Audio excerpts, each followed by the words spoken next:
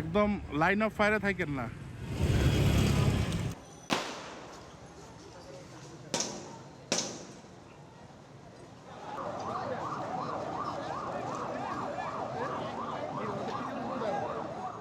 We welcome the announcement of an interim government and urge any transition be conducted in accordance with Bangladesh's laws. What we want to see is democratic order. We want to see the Bangladeshi people choose their own government, and that's what we'll be looking for in the days and weeks ahead. We have seen the announcement that Prime Minister Hasina resigned from her position and departed Bangladesh. We are monitoring the situation carefully. The United States stands with the people of Bangladesh. We urge all parties to refrain from further violence. Too many lives have been lost over the course of the past several weeks, and we urge calm and restraint in the days ahead. We welcome the announcement of an interim government and urge any transition be conducted in accordance with Bangladesh's laws. Finally, we are deeply saddened about the reports of human rights abuses, casualties, and injuries over the weekend and past weeks. We share our deepest condolences with those who lost loved ones and those who are suffering. On Bangladesh, Bangladesh is free at the cost of hundreds of lives under the shoot on site ordered by autocratic Prime Minister Sheikh Hasina. But the situation is still unclear. Students, leaders, opposition parties, and the army are trying to form a civilian government. Could you please provide more insight into the U.S. position? So, as I said, a few things. Number one, our condolences, of course, go out to those who have been hurt in the violence over the past few weeks. We are focused now on supporting an end to the violence and for accountability. All decisions regarding the interim government should be made with respect to democratic principles, rule of law, and the will of the Bangladeshi people. Yeah, as you said, accountability. Sheikh Hasina fled to India, and she is trying to get any of the Western country. Will you allow her to come into the U.S. as she commit crime against humanity largely? I'm not aware of any request of that nature. Matt, Yeah, go ahead. Guys, one at a time. Matt, the recent fall, we already know, Bangladesh government led widespread violence and chaos. What measure is the U.S. State Department or U.S. taking to address the reported atrocities against minorities and general populace in Bangladesh? So a few things. Number one, as I made clear, what we are calling for today is an end to the violence and for accountability. Now, as to what accountability looks like, that's something that should take place under Bangladeshi law. Obviously, anyone responsible for acts of violence, acts that break the law, should be held accountable for them. Thank you so much. Matt, Yeah, go ahead. Matt, thanks. During the time that Bangladeshi people struggle against that fascist ruler and thousands of people got killed, you already informed us that she fled the country this morning. I didn't inform you that. I think. Okay, you said it. Okay. I said we've seen the announcement she resigned. Okay, she resigned. Okay. After she left, there is dozens of dead bodies are pulling out from the Ganabhavan, the official residence of Prime Minister. There's dozens of dead bodies are pulling out next to the parliament. There's lots of atrocities are taking place by the government official, those who are still in power, especially a couple of people. Army Chief of Staff General Waqaruzzaman, he was involved with genocide. Navy Chief Admiral Mohammed Nazmul Hassan, he was involved with the genocide.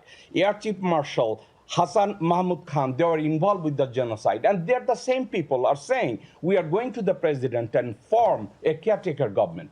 So, as a matter of fact, when was the last time we heard a killer is going to do the justice for another killer? So let me say a few things. Number one, with respect to the violence over the past few weeks and the deaths that have occurred, it is vital that we have full and transparent investigations to ensure accountability for these deaths. Second, as it relates to the interim government, as I made clear in my opening remarks, we think that it's important that we focus on the Bangladeshi people's democratic aspirations and see a path to democratic governance. Does America support Bangladesh military to install a caretaker government? We want to see the Bangladeshi people decide the future of the Bangladeshi government. Thank you. Jani. Oh, yeah, go ahead. Has there been any contact, as far as you know, with Bangladeshi officials, be it in the military or in the the former government or? I don't have any to report today. There may have been contacts from our embassy, but I'm not aware of any. Don't have any to announce. And just also in terms of some U.S. issues with Bangladesh, the issue of the Rohingya, of course, has been something that's been quite important between the U.S. and Bangladesh. Is there any concern that this would impact the housing of the Rohingya refugees?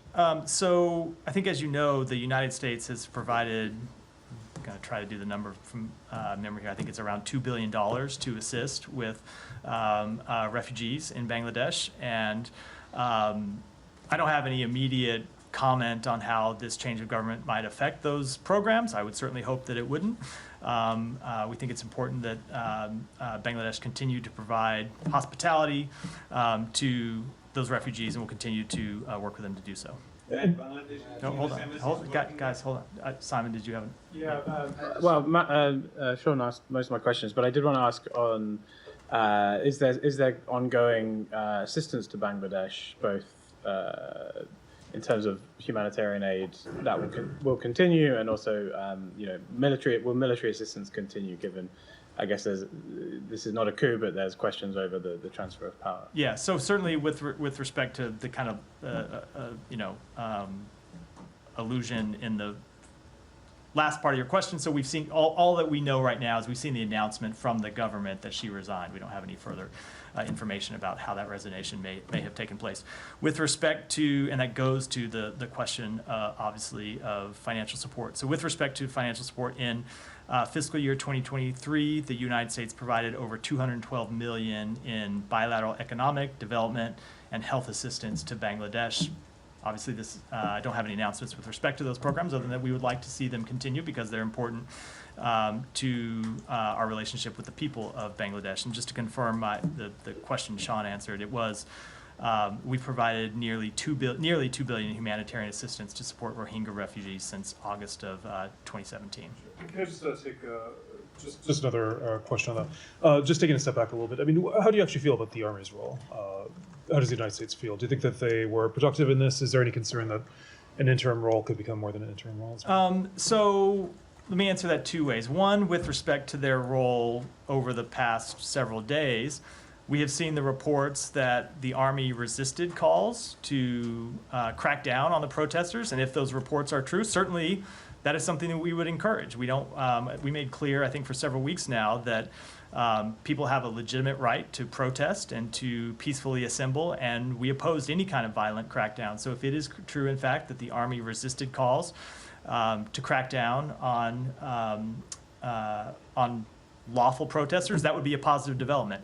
With respect to where we go from here, what we want to see is democratic order. We want to see the Bangladeshi people choose their own government, and that's what we'll be looking for in the days and weeks ahead. News nation अब WhatsApp पर खबरों के ताजा update के लिए news nation के इस QR code को स्कैन करें